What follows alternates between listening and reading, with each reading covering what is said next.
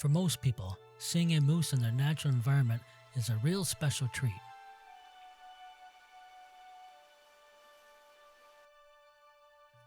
Whether it's a bull moose in its full fall attire, the cute golden colored calf, or the caring mother, it's always an amazing experience. This magnificent creature is the largest of the deer family, weighing in at 400 to 600 kilograms. Bull moose are famous for their antlers. Antlers on the adult males can be as much as 2 meters wide and weigh 38 kilograms. Cows select mates based on the size of the antlers. This is because the size is in correlation with the age, diet, and health of the bull. The premise is that stronger bulls pass on stronger genes.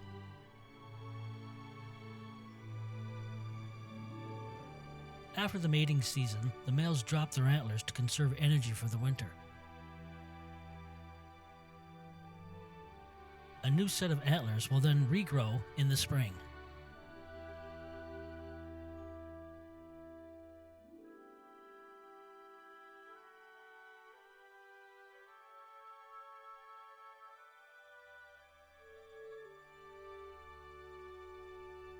Their tails are too short to swish away insects, which to me just doesn't seem fair.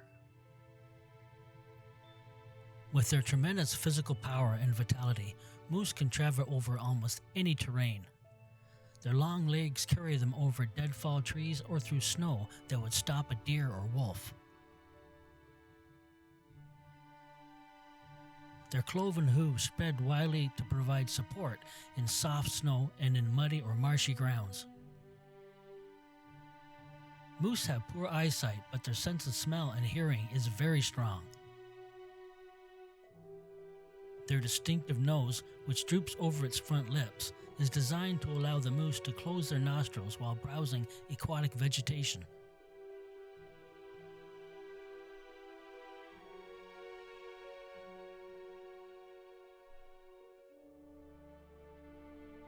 Moose habitat is typically boreal forest and the temperate broadleaf and mixed forest of the northern hemisphere.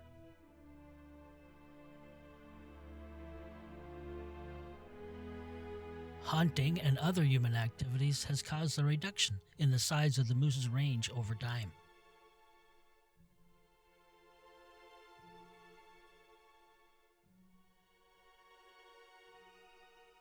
In the summer, the moose's diet includes leaves, plants, and aquatic vegetation, which they can consume in great quantities where available. Their diet often depends on its location, but they seem to prefer the new growths of deciduous trees with high sugar content, such as white birch, trembling aspen, and straight maple.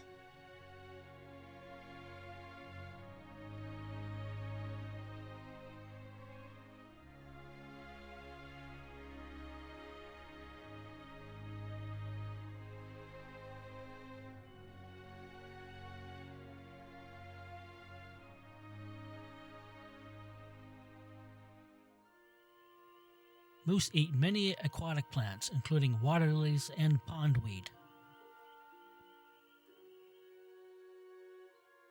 Moose are excellent swimmers and will wade into the water to eat the sodium-rich aquatic plants.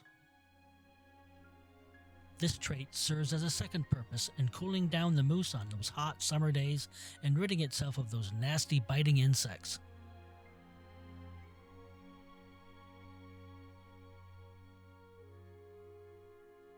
After a long winter, the moose is deprived of sodium, and in the spring, they will seek out salt licks, usually low-lying areas of stagnant, mineral-rich water.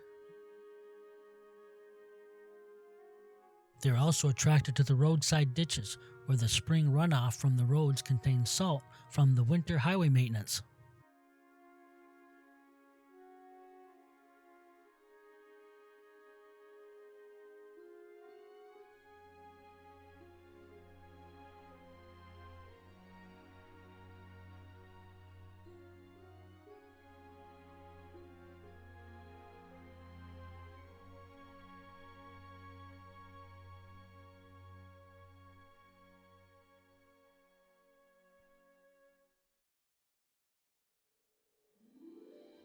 During the winter months, moose live almost solely on twigs and shrubs.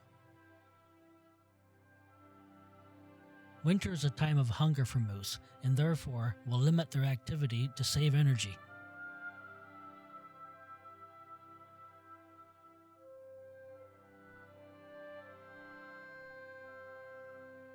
Moose are generally shy and solitary animals.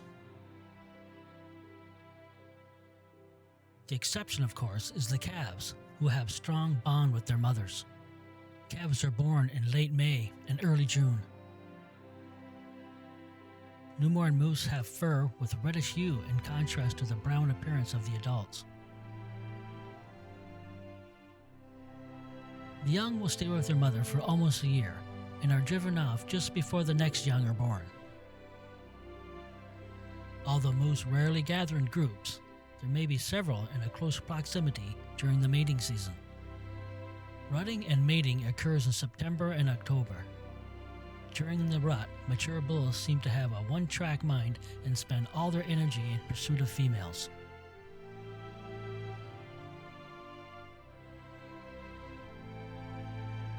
The stronger bulls with the larger antlers are usually more successful during the mating season.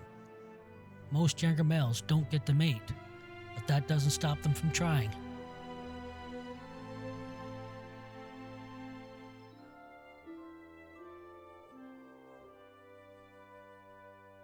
Most moose are generally calm, and in some parks can be tolerant of humans.